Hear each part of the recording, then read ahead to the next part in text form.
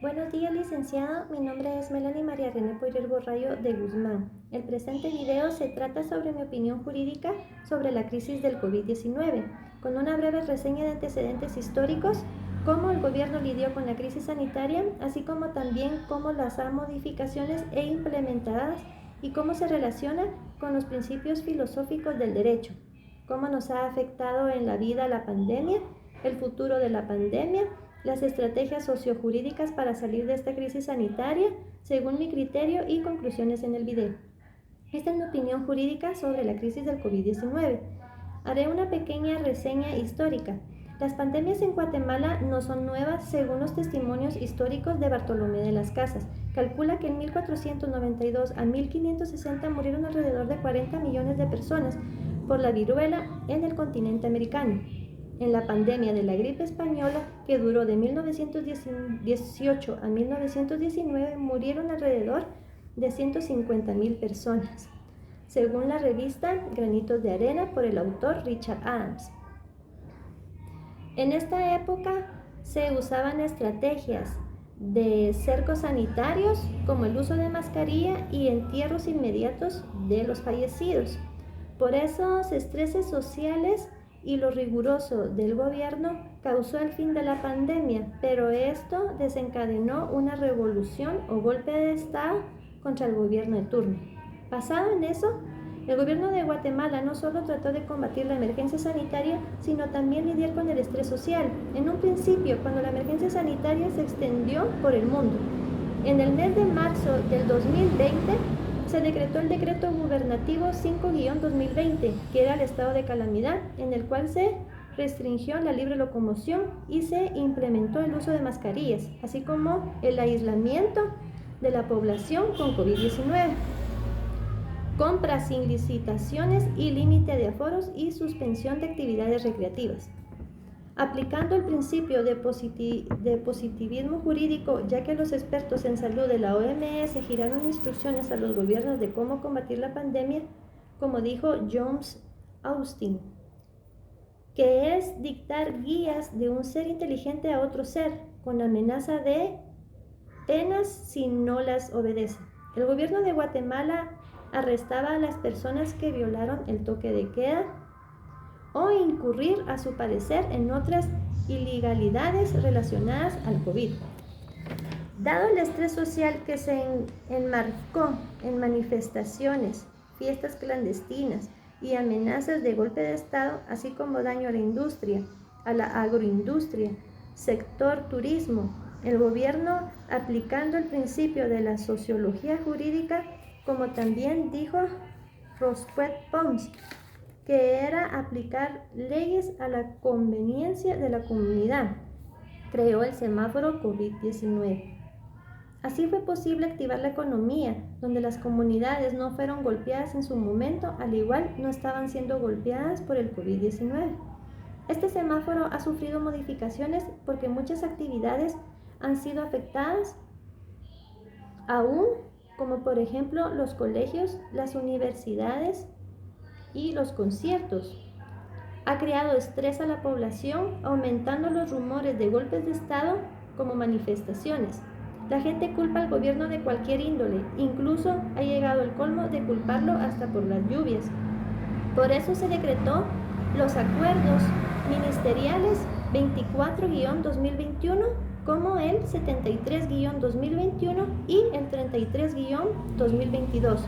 Pero lamentablemente, tanta modificación ha incrementado la pandemia y el gobierno actualmente ha querido incrementar otra vez las medidas. Los gobiernos del mundo han aplicado el principio del iusnaturalismo, ya que han respetado a los extranjeros contagiados con el COVID-19. Aquí en Guatemala no ha sido la excepción. Aquí en Guatemala se les ha brindado a los extranjeros lo que es medicamento gratuito y su recuperación, no importando la edad, sexo, raza, tipo social o situación migratoria. El gobierno ha brindado la misma atención médica a todos por igual, ya como dijo Aristóteles, que todos los hombres son iguales y todos son iguales a las leyes naturales, considerando de una ley natural son los derechos humanos. El gobierno de Guatemala, para combatir la crisis económica, donó a cada familia, según su necesidad, 1,000 quetzales por 3 meses consecutivos para paliar la crisis económica aplicando el principio iusmarxismo, ya que Marx decía que hay que distribuir según las necesidades de la población. De igual manera, el gobierno de Guatemala adquirió millones de vacunas y actualmente las sigue distribuyendo a toda la población de manera gratuita, aplicando los principios de Marx, dando la igualdad de los hombres. ¿Cómo ha afectado y afectará a la vida cotidiana y al Estado de Derecho en Guatemala? El ámbito psicológico ha afectado a millones de personas por el estrés del COVID y el aislamiento. Según la revista cubana de salud publica, esto por la falta de las relaciones sociales y pérdidas de familiares queridos, así como el cierre de negocios. Muchos vivirán con los traumas de la pérdida temprana de familiares, el miedo al contagio, el impacto económico y causado por las medidas tan drásticas del gobierno, el aumento de la criminalidad por la deserción masiva del estudiantado y la falta de empleo por la quiebra de empresas. Es un futuro oscuro que solo el gobierno en turno o el gobierno que asuma en el 2024 podrá romper dicha crisis para mejorar a las personas y a la vida de las personas que están por nacer. El ámbito sociopolítico, el futuro gobierno debe crear estrategias para brindar atención psicológica a los más necesitados y crear programas sociales destinados a la recuperación económica, así como el incentivo de urgencia nacional de que la población retome sus estudios. Sin estas medidas, el futuro de Guatemala tendrá secuelas inimaginables como se ven en los países en Estados Unidos, de tiroteos masivos que se han incrementado últimamente de manera exponencial en estos años. Es casi seguro que en las campañas de elecciones 2023 muchos candidatos usarán la crisis del COVID o las secuelas de como caballito de campaña. ¿Cuál deberá ser la mejor estrategia para salir de este problema jurídico-social? A mi criterio, pues el gobierno debe de crear un protocolo de contención general para las pandemias de contagio respiratorio, de contagio sanguíneo y de contagio de insectos. Así en el futuro los gobiernos no se ponen a experimentar o copiar estrategias sin ningún rumbo claro.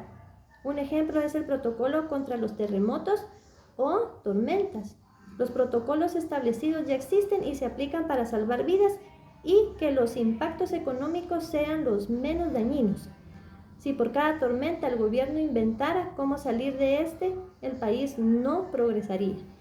Para combatir la crisis del COVID actual, debe de crearse los protocolos sanitarios sin sufrir modificaciones algunas, así como crear una liga contra el COVID, como la Liga de Tuberculosis, el cual sea la encargada de realizar los hisopados a las personas de atención al público, incentivar el teletrabajo, y mientras una comunidad se encuentre en alerta naranja o roja, no descuidar el uso de la mascarilla. Mis conclusiones. 1. Como dijo el director de la OMS, Adam Mons, en su discurso número 75 de la OMS, la pandemia está lejos por acabar y el mundo debe estar preparado para otras pandemias. 2. Las leyes y acuerdos creados para la contención de una pandemia tienen que aplicar el principio iusmarxista para que todos tengamos acceso a los medicamentos y vacunas. El gobierno 3.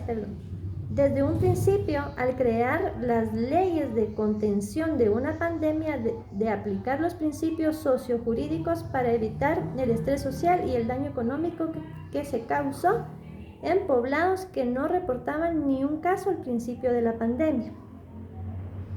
4.